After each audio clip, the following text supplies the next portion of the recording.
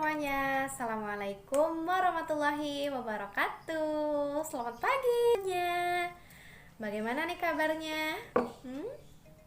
Alhamdulillah, luar biasa. Allahu Akbar. Oke, hari ini Ibu akan bercerita. Adik-adik tahu nggak judulnya? Judul dari ceritanya apa? Ada yang tahu nggak? Nah, judulnya yaitu tentang tadam, Capok yang sombong. Nah, sekarang sebelum memulai kegiatan, akan lebih baiknya kita baca doa dulu ya. Yuk kita baca doa bersama-sama. Bismillahirrohmanirrohim. Rabbi zidni ilman warzuqni fahman. Amin. Oke. Nah, ketika mendengar cerita, Ibu mohon kepada adik-adik semua untuk mendengarkan ceritanya dengan sungguh-sungguh ya. Oke. Nah, ceritanya seperti ini. Oke, siap ya. Judulnya. Sekarang anak-anak semua ikutin ya. Kalau Ibu bacain judulnya, adik-adik juga bacain ya, sama seperti Ibu. Judulnya adalah Capok yang sombong. Capok yang sombong. Capok yang sombong. Capok yang sombong. Oke, ceritanya seperti ini.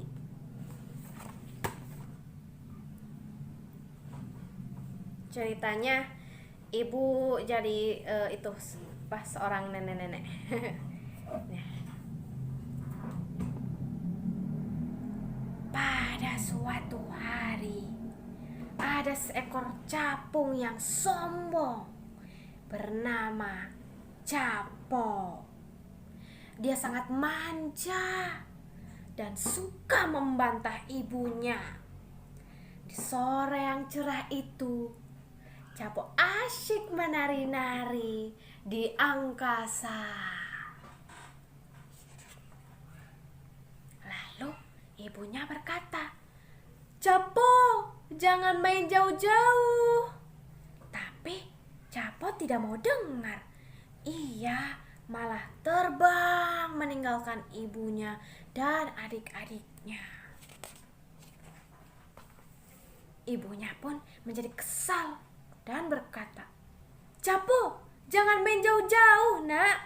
Ingat adik-adikmu, kau lupa mengajak mereka bermain." Lalu Capok pun berkata sambil melesat meninggalkan ibu dan adik-adiknya, "Dah ibu, hari ini aku akan bermain sendiri." Dan saat terbang semakin jauh, Capok pun bertemu dengan seorang anak manusia. Capok sempat terperanjat melihat manusia yang begitu besar. Tapi Capok pun berkata dengan sifat sombongnya itu, "Ah, buat apa aku takut? Dia kan gak punya sayap seperti aku dan gak bisa terbang juga." Lalu saat langit menjadi gelap, Capok pun mulai cemas. Tiba-tiba ngingi angin pun bertiup kencang dan Capok pun terpelanting.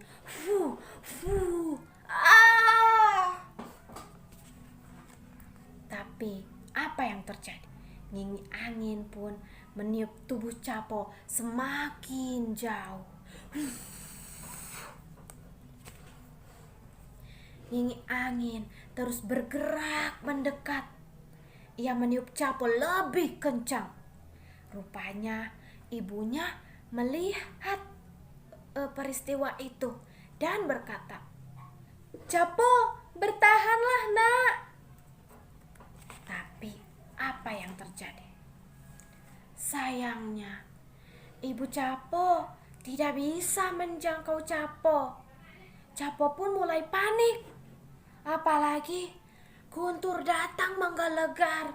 Ditambah kilatan petir membuat Capo takut. Dar! Dar!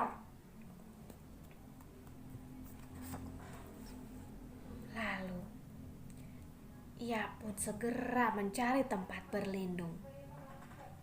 Capo pun berkata sambil menggigil kedinginan.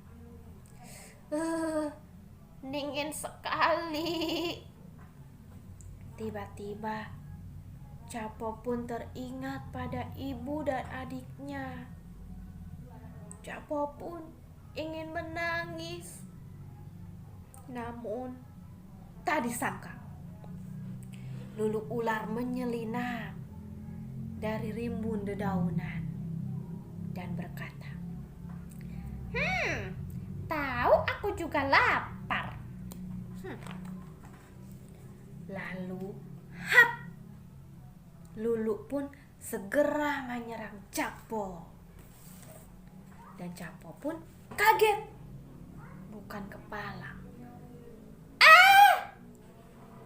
Untunglah Nyinyi cepat meniup tubuh Capo. Dan tak! Serangan Lulu melesat. Dan Lulu ular pun menangis karena kepalanya terbentur pohon. Aduh, sakit. Lalu Lulu pun berkata sambil menggerutu, salah perhitungan. Dan Nyinyi pun memberitahu Capo, takkah kau lihat, Capo? Si Lulu ada di pohon itu loh. Lalu Capo pun berkata pada Nyinyi, "Oh Nyinyi, terima kasih ya atas bantuanmu. Aku tak tahu apa yang akan terjadi jika kamu tidak segera meniupku."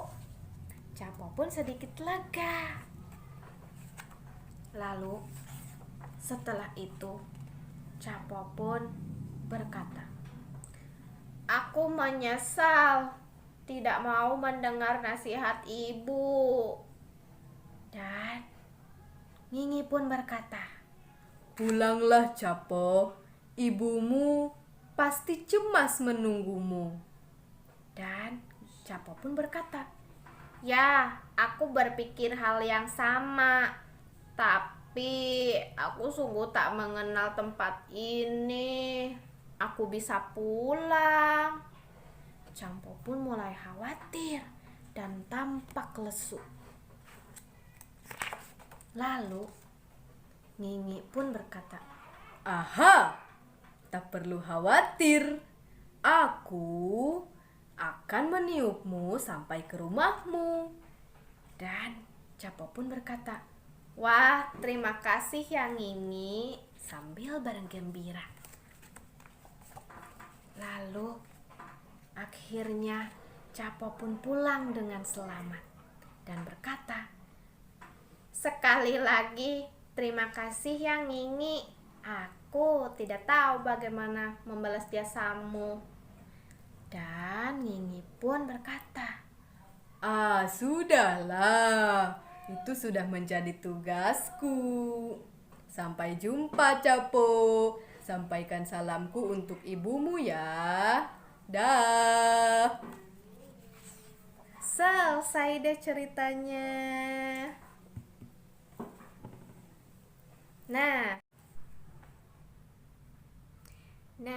jadi intinya kita sebagai seorang anak tidak boleh menjadi anak yang sombong dan tidak boleh menjadi anak yang durhaka pada orang tua. Harus mendengar nasihat ibu dan bapak kita. Oke? Sampai sini dulu ya ceritanya. Sampai jumpa lagi di lain hari.